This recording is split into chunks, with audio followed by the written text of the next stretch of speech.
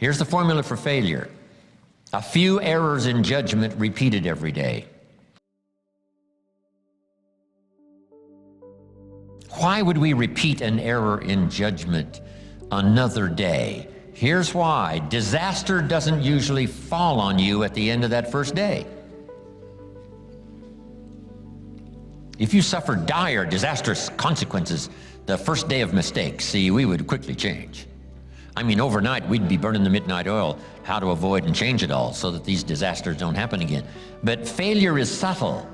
Failure just takes you down the road you really don't want to go, but it doesn't seem like the consequences are going to be severe at the end of the first day, at the end of the first week.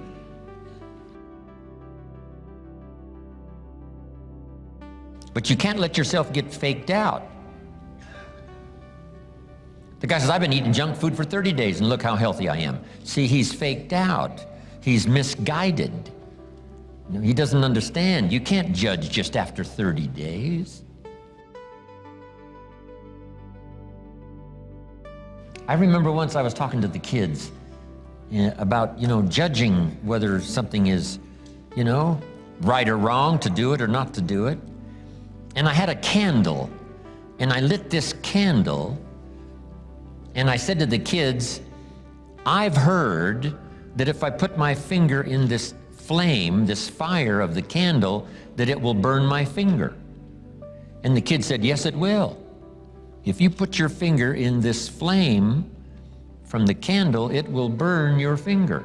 I said, well, I don't really know, but I'm willing to try it. So I stuck my finger in the candle flame like this, and I said, my finger appears to be okay. And I did it again, pulled it out, and I said, my finger appears to be okay. And they all said, no, Mr. Rohn, you can't judge whether or not the flame will burn your finger just by going like this. You've got to leave your finger in there just a little longer. I got the message. And they got the message. You can't eat junk food for a month and say, look how strong I am. Because already you have started down the wrong road, but at first the consequences aren't disastrous. Your whole life isn't upside down.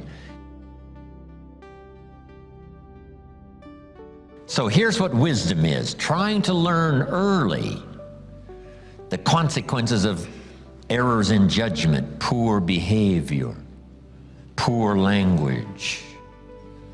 And then try to learn from others that have gone down a disastrous road, and sure enough, they suffered the consequences, and you say, wow, then I'm going to change direction because I don't want those consequences.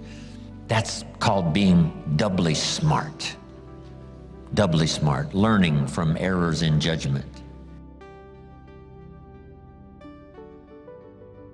Now, here's the secret to success. A few simple disciplines practiced every day. Now you're on the road to success.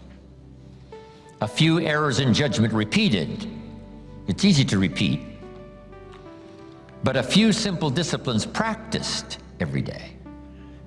And you can turn anything around. Once you see that you're suffering either early consequences or severe consequences, all you have to do now is shut down that route, pick another destination and start going that way with some easy disciplines that day by day gather momentum, and now one success leads to another, leads to another. Here's what we call that: disciplines. Easy disciplines.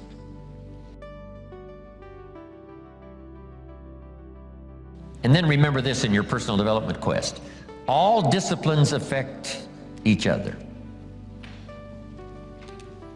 Every discipline affects the rest. Every lack of discipline affects the rest. Every discipline you neglect affects the rest. What's interesting about success is starting a new discipline, a couple of new disciplines, and sure enough, once you've gained just a little bit of success in a couple of new disciplines, it'll inspire you to clean up the rest. It'll inspire you to fine-tune all of your other disciplines. Each new affects the rest. Each lack of discipline affects the rest. 4 steps to success. I want to send you away with this. 4 steps to success. Number 1, good ideas. Here's what my mentor said. This is good advice. Don't trust your memory. It's easy to say, oh, I'll remember that. Sure enough, the time passes and somehow it's gone. So he said, jot it down. If you don't have your journal with you, just grab a piece of paper and jot it down. Later, put it in your journal so that it becomes, attractive to sit down on a cold winter evening and go back through your journal. The ideas that changed your life, the ideas that saved your marriage, the ideas that bailed you out of bankruptcy, the ideas that helped you become successful, the ideas that, made you millions. Just what a good review. Going back over the collection of good stuff that you've gathered over the years. Be a collector of good ideas for your life, for your business, for your relationships, for your future.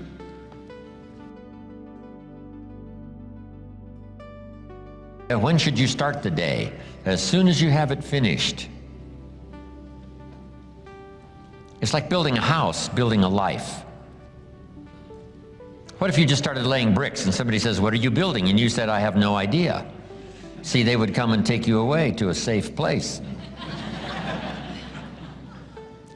So you don't start the house until you finish it.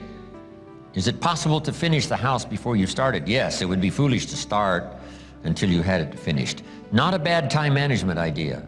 Don't start the day till it's pretty well finished.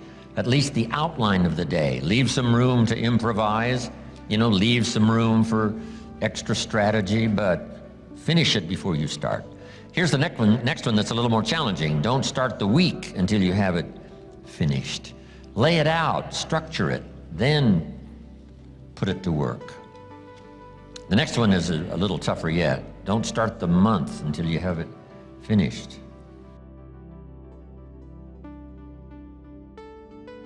Here's a big one that's really challenging. Learning to handle the passing of time. It takes time to build a career. It takes time to make changes. Give your project time. Give your people time. If you're working with people, give them time to learn, grow, change, develop, produce. Here's the big one. Give yourself time. It takes time to master something new. It takes time to make altered changes and a refinement in philosophy as well as in activity. Give yourself time to learn, time to get it, time to start some momentum, time to finally achieve.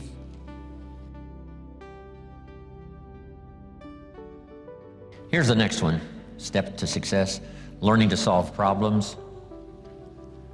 Business problems, family problems, personal problems, financial problems, emotional problems. The list is unending.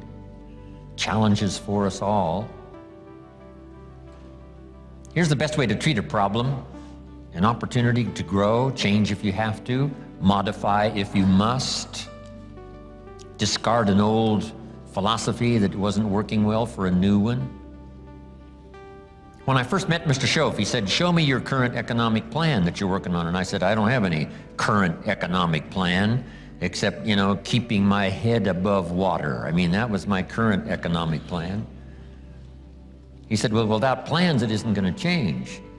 So why not give up the old way of doing it, with your fingers crossed, hoping for the best? Maybe the Democrats will get elected and everything will change for the better.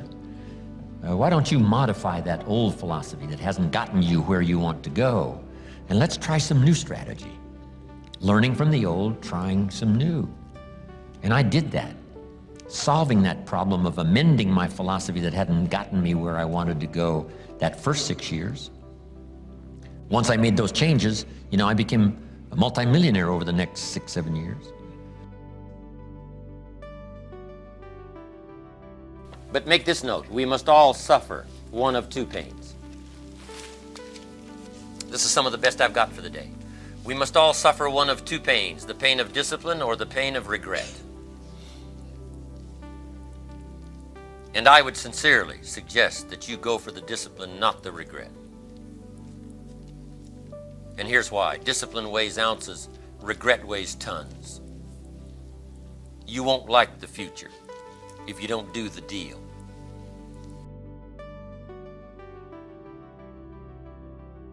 So jot this phrase down. Wisdom uninvested in labor is wasted. I can't give you more important information.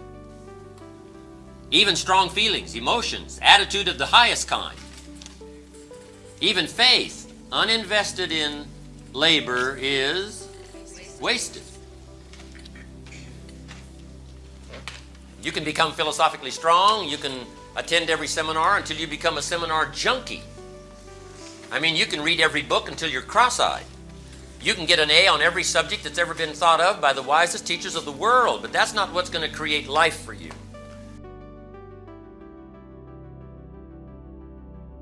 If you learn 3 words a day for a new language, at the end of the year, you've got a vocabulary of over 1,000 words.